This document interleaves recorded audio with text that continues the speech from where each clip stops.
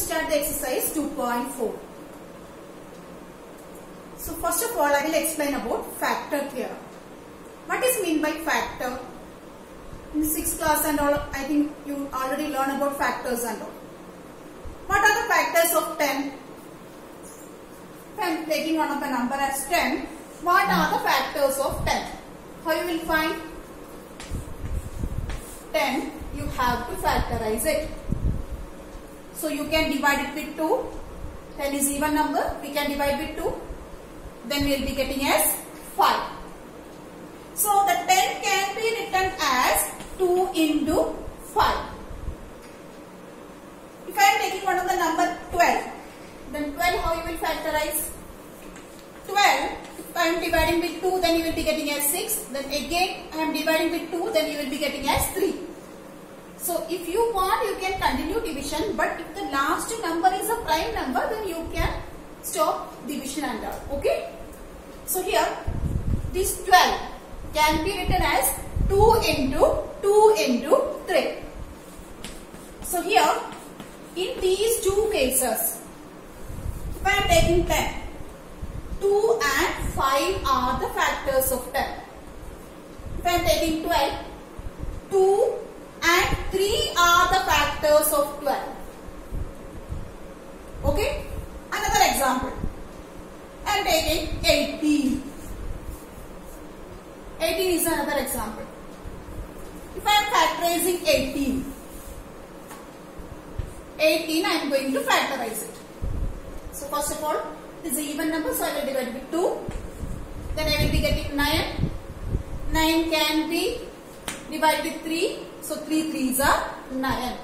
So 18 can be written as 2 into 3 into 3. It means 2 and 3 are the factors. Now let me ask one thing. Here only 2 and 3 are the factors. Any other factor is there? See, if I am taking 3 into 3, that is 9. So 9 is also a factor of 18, but 9 is not a prime number. But if I am asking about factors, means 9 is also a factor. Otherwise, 3 into 2, 6 is also a factor. In the case of this example, 2 into 2, 4 is also the factor of 12. Otherwise, here 3 into 2, 6 is also the factor of 12. So here, what I want to say is, first of all, we took the example of 10. In 10, you already see that 2 and 5 are the factors. So if 10, I am dividing with one of the factor. What was the factor? 2 and 5. These are the factors which we got it. Now, this 10 I will divide with one of the factor. I will divide it with 2. Then what we will be getting? 2 5s are 10 and the remainder is 0. Again I took 10. 5 was one of the factor. Already you see 10 written as 2 into 5. It means 5 was also the factor. This time I will divide 10 with 5. Then 5 2s are 10. Again we got the remainder as 0. Next number I am taking 18. 18 already you seen. In 18 what was the factor? In 18 what was the factor? 2 into 3 into 3. This was the factor. It means 2 is also a factor. 3 is also a factor. 3 into 2, 6 is also a factor. 3 into 3, 9 is also a factor. Now I am going to divide this 18 with one of the factor. Okay, so here I will divide this 18 with one of the factor. I am going to take 3 into 2, 6. So 18 I am going to divide with 6. 6 1s are 6, 6 2s are 12, 6 3s are 18. It means when I divided one of the number with its factor, then I got the remainder as 0. One more example I will show. This time I will take one of the odd number, okay? I will take 21. 21 I will take. Now I am going to divide this 21 with 3. How many times 3 will go in 21? 7 times. So 3 7s are 21 and the remainder is 0. Okay. Another example. I am going to take 25. If I am dividing 25 with 5, then 5 5s are 25 and the remainder is 0. It means while dividing one of the number with another number, if we are getting the remainder as 0, it means this divisor is the factor of this number. It means here 5 is the factor of 25. Here 3 is the factor of 21 because when we divide the 21 with 3, we got the remainder as 0. So 3 is the factor of 21. So it is how you will remember, while dividing, if the remainder is 0, then this divisor is a factor. Okay? All these examples I shown in which I used only numbers. But here we are talking about polynomials. So next time I am going to show one of the polynomial. One of the polynomial I will divide with another polynomial. Okay? First of all, I am going to take one of the polynomial as x square plus 2x plus 1. And I will divide this polynomial with x plus 1. Polynomial division already seen in the previous video. First of all, you need to see how many times this x will go in x square. How you will see that? This x square, first of all you have to write. Okay? Divide it with x. X, and here one of the x has cancelled. So numerator only x is remaining. It means how many times this x will go in x square? X times. X times. Then what you have to do? X into x. X square you have to write it here. Now x into 1. X you will be writing in the like place, means you have to see the corresponding terms. There only you need to write. If x square is here, the x square term you have to write below of that x square. If x term you are getting, means you need to write below of that x term only. You need to see the like terms. Now what we have to do? We have to subtract. X square minus x square, 0. 2x minus x, x, and here plus 1 is there. Now you have to see the first term and this first term. This first term and first term is here also. Here no any variable is there, means the variable power is 0. Here the variable power is 1.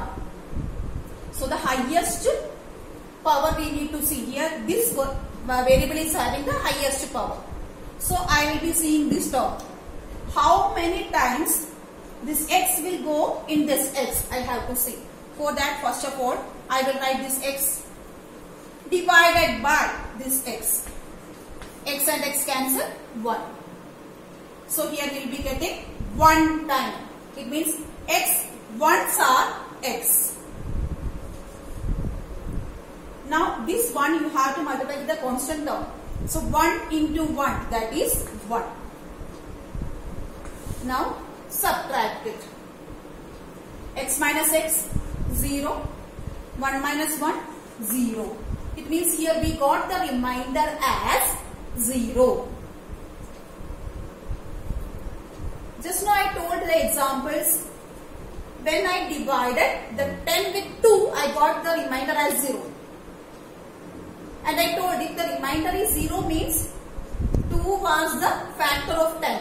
2 was the divisor and that 2 was the factor of 10. Then when we divided with 2, we got the remainder as 0. So 2 was the factor of that. Like here, this polynomial I divided with the another polynomial and I got the remainder as 0. If I am getting the remainder as 0, it means x plus 1 is the factor of this polynomial. X plus 1 is the factor of this polynomial. Got it? Okay? Yes, students. So here what we got? X plus 1 is the factor of x square plus 2x plus 1. Okay? It means x plus 1, if we will divide this polynomial with x plus 1, we will get the remainder as 0. Okay? Now, I will show the another thing to you. This given polynomial, we can write it as p of x. P of x is equal to x square plus 2x plus 1. And x plus 1 was the factor. If x plus 1 is the factor, then what I am going to do, this x plus 1, I will equate with 0. By equating x plus 1 with 0, the value of x I will be getting as minus 1. X, keep it left hand side. This 1 shift towards right hand side of the equal sign. This plus 1 will become minus 1. It means the value of x I got it as minus 1. This factor I equated with 0. Then this positive 1 I shifted towards right hand side. Then I got the x value as minus 1. Okay. Now this x equal to minus 1 I will put in this polynomial. Just to see what will happen. X equal to minus 1, this value I am going to put in this. So P of, in place of x, I will put minus 1. That is equal to x square means minus 1 square plus 2 into minus 1 plus 1. In place of x, I put minus 1. So that is equal to minus 1 square means 1. Then plus 2 into minus 1 means minus 2 plus 1. So here minus 2 and 1 plus 1 is 2. So that will cancel. So we will be getting the answer as 0. It means here what you did, what you understood from here? At first you come to know that x plus 1 is the factor of this polynomial. That you come to know, because while dividing this polynomial with x plus 1, I got the remainder as 0. Now this time what I did? This x plus 1 I equated with 0 and I got the value of x as minus 1. That minus 1 I put in this polynomial and the value of the polynomial I got it as 0.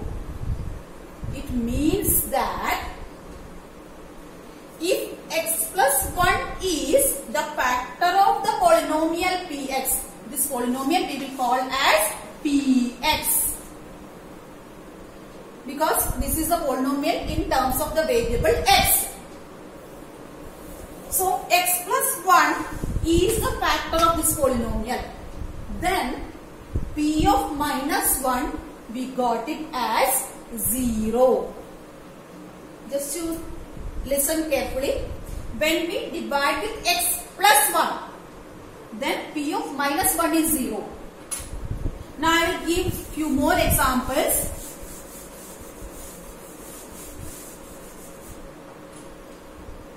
Here we see that when we divided one of the polynomial px with x plus 1, then p of minus 1 we got it as 0. Now another polynomial I am taking, that if I will divide it with x plus 2, then p of minus 2 will be 0. I divided the polynomial with x plus 2, another polynomial. Then I will get p of minus 2 as 0. Like here this case I shown already. One more example I will give. One of the polynomial, if I will divide with x minus 3, here I am dividing with x minus 3, then p of 3, I will get it as 0. If polynomial p of x, I will divide it with x plus 9, then p of minus 9, I will get it as 0. Do you got it anything? Just you see, when we divide with x plus 1, then which value we took? Minus 1, p of minus 1. And what we got the p of minus 1 as 0. Why we got the p of minus 1 as 0? Because x plus 1 was the factor. Here, x plus 2 is the factor of this polynomial. So when I divided with x plus 2, then again I got the remainder as 0. How I come to know? Because here for finding the remainder, I used another method. What I did? Like this example. Here, x plus 1 when we divided, then p of minus 1 we check. Here, when we will divide it with x plus 2, then we will check for p of minus 2. If x plus 2 is a factor, then p of minus 2 will be 0. Means just you have to change the sign. Why the sign is changing? Because the factor you will be equating with 0. Then the x will be positive 2 will become negative 2 while shifting towards right hand side. Another example, here p of x, I divided with x minus 3. Then x minus 3 you are dividing. It means x minus 3 if we are equating with 0, then x will be 3. It means p of 3 will be 0. If the fourth example, one of the polynomial, if I will divide with x plus 9, then p of 9 minus 9 will be 0 because I divided with x plus 9. This is factor theorem. What you understood? What is factor theorem? Just to see.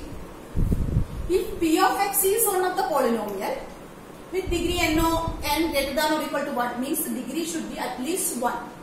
The polynomial degree should be at least 1. That is the meaning of the statement.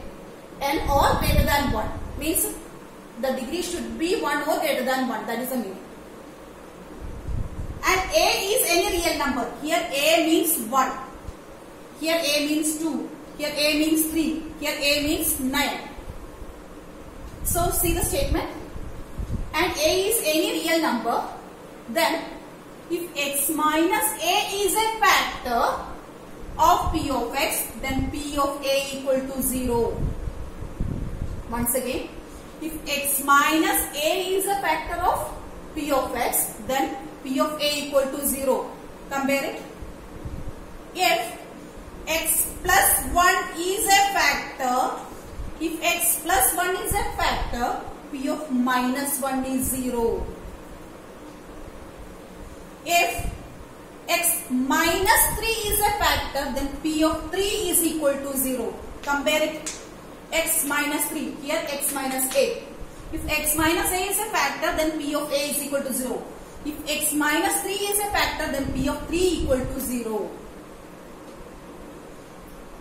Another statement is just opposite. What they are saying? If p of a is 0, then we can say that x minus a is a factor. Just opposite. It means while checking one of the polynomial, you got p of minus 1 as 0. If you got p of minus 1 as 0, it means that x plus 1 is the factor. Here, when you check p of minus 2, if p of minus 2 is 0, then you can write that x plus 2 is the factor. Whatever sign will come here, just opposite you have to take it here. Like some more examples I will tell you. So here, if x minus 5 is the factor of one of the polynomial p of x, then we can say that p of 5, here x minus 5 is there. So I will be taking positive 5 here. P of 5 will be 0. Now what is the just opposite statement you have to write? What is the second statement? If if P of 5 is 0, then we can say that x minus 5 is the factor of the given polynomial P of x. Another example, if I am taking x plus 7, if x plus 7 is the factor of P of x, then we can say that P of minus 7 is equal to 0. Similarly, we can write the opposite way. If P of minus 7 is equal to 0, then x plus 7, here minus 7 if it is written means here plus 7.